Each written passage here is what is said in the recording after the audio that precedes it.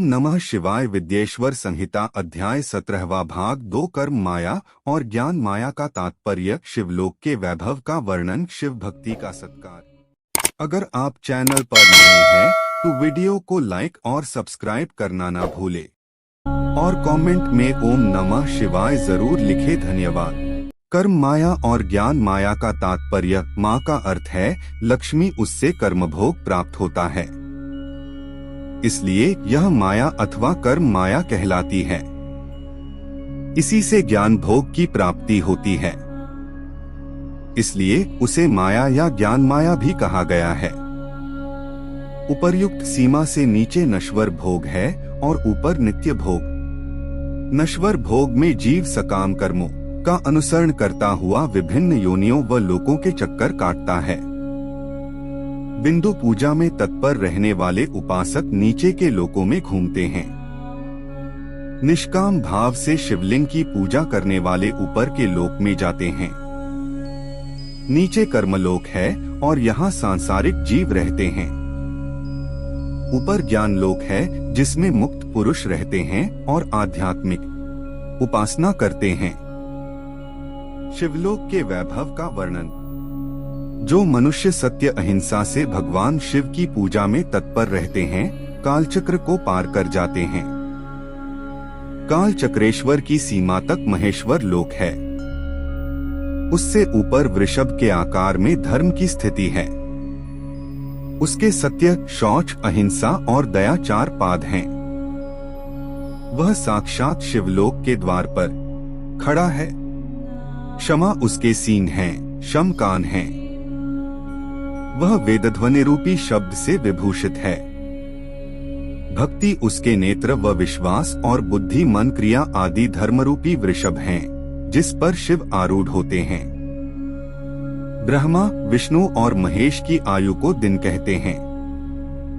कारण स्वरूप ब्रह्मा के सत्यलोक पर्यंत 14 लोक स्थित हैं, जो 5 भौतिक गंध से परे हैं।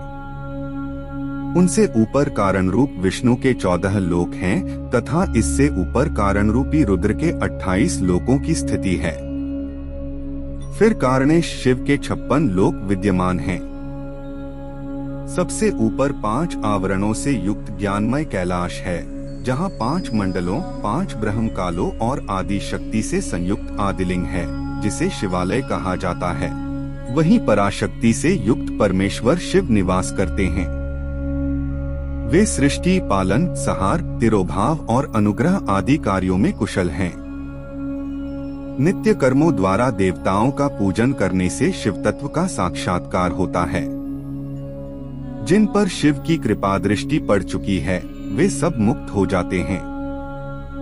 अपनी आत्मा में आनंद का अनुभव करना ही मुक्ति का साधन है।